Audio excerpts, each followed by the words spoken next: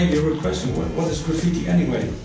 Because you mentioned that it feels to me like a kind of a paradox when you say, when the 60s were over, the feeling was gone, really, and then it took off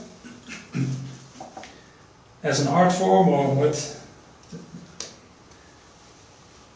Well, people have been writing their names on walls and moving vehicles for decades.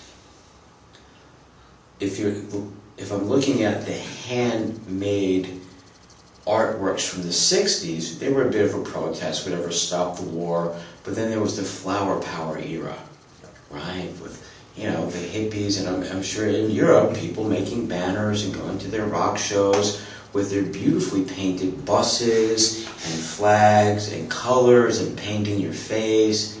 And then by the 70s, hey, the dream is over. Life's not going to be, it's not going to be the hippie dream. Back to reality. So the reality was that, most people, now we don't have paint.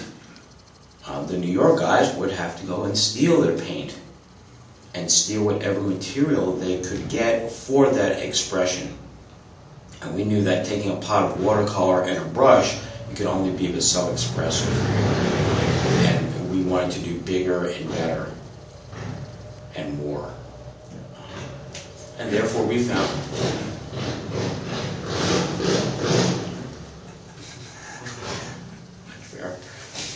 Must be Harley Davidson. And what the guys and gals of New York had done, they found the industrial tool of spray paint and turned it into an artistic medium.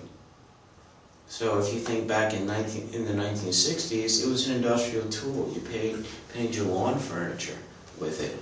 So by the mid-70s, it had become an artistic tool. So now it's 2008, and there's a Montana company, the Belton Company. Actually, I hear the kids say, oh, I'm going to the store to buy some graffiti bombs.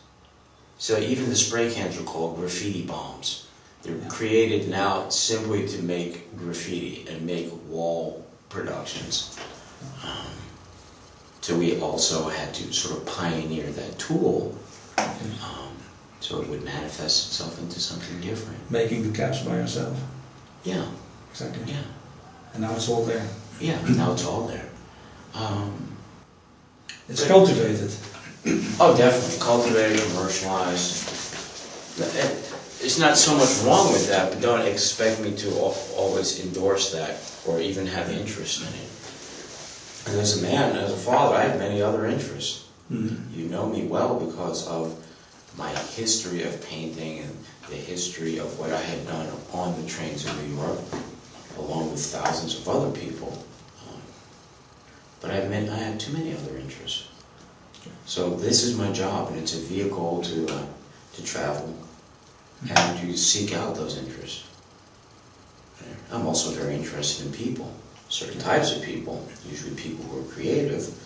So if I'm working within the framework of the art world and doing my art, then I'm going to meet other creative people. Okay. So it's art, business as usual? Well, I don't know if I do as art. I make images. Sometimes I'm able to make business by it. So be it. We have to live. And I think I've been fortunate to occasionally, make a bit of a living by selling my images, whether I've done it for MTV, Nike, or private collectors, or painting your house. I'm not afraid of other work. This is what I prefer to do. And for me, it's also leaving a sort of a historical identity, footprint. And that's very important to me.